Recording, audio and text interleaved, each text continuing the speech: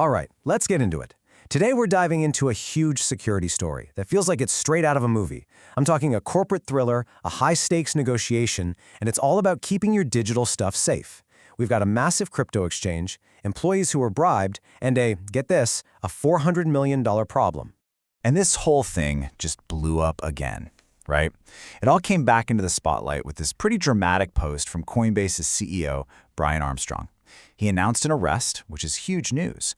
But this arrest, it's really just the latest twist in a story that started months ago with one of the biggest security scares the crypto world has seen in a while. So this arrest in India, it's a massive development in the case for sure. But to really understand why it's such a big deal, we've got to rewind and look at the actual crime. See, this wasn't your typical story of some super genius hacker breaking through digital walls from halfway across the world. No, the real threat, the kind of thing that keeps CEOs awake at night, it actually came from the inside.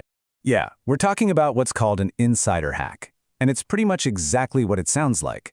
It's when the bad guys don't have to bother picking the lock on the front door because they've already paid someone on the inside to just open it for them. It is an absolute nightmare scenario for any company because it goes after the weakest link in any security system: people. Okay, so let's jump back in time. We're going back to May, which is when this whole thing really got started. And it didn't begin with some loud alarm or a big explosion, but with something a lot quieter: a betrayal.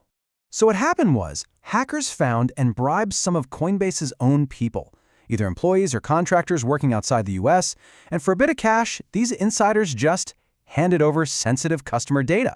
That gave the criminals the keys to the kingdom, basically, everything they needed to get their plan rolling. And the potential cost of this wow, it was staggering.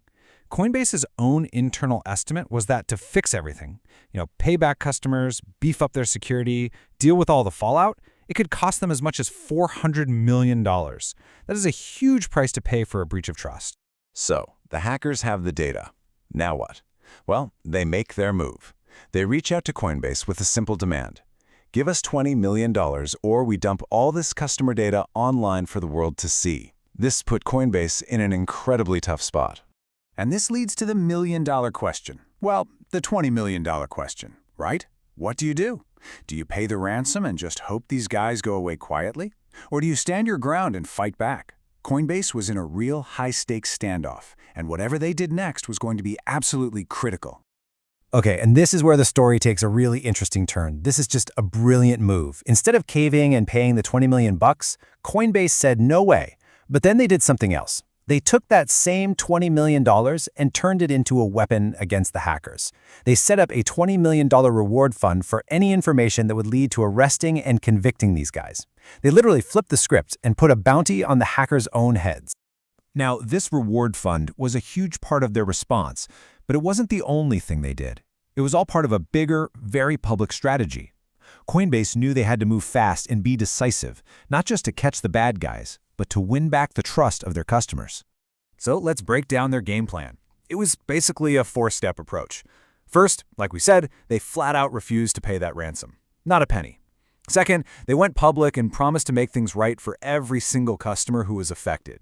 Third, they set up that clever $20 million reward fund to basically crowdsource finding the hackers. And finally, they worked hand in hand with law enforcement, which, as we now know from that arrest, really paid off. Okay, so you might be thinking, this is a big corporate story, what does it have to do with me? Well, here's why it matters. The tricks these criminals use, they're aimed at regular people, not just giant companies. So knowing how to keep yourself safe online is more crucial than ever. And it doesn't matter if you're deep into crypto or just, have an email account. After all this went down, Coinbase put out some really simple but super important advice. And this is something we should all burn into our brains. Rule number 1, Coinbase, or any real company for that matter, will never ask you for your password. Rule 2, they will never ask for your 2FA codes, those little numbers that pop up on your phone.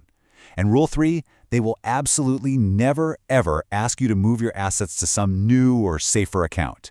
If you ever get a message like that, it is 100% a scam. End of story. And that kind of brings us full circle, back to the big question here. Look, the arrest in India is definitely a win for Coinbase, no doubt about it. But the fundamental problem, that hasn't gone away. You can build the most advanced digital fortress imaginable with the highest walls and the strongest gates, but it's only ever going to be as secure as the people who hold the keys. So as crypto and all this digital money stuff becomes more and more a part of our daily lives, you have to wonder, can companies ever really truly get rid of that risk that comes from within, that human element? It's definitely something to think about.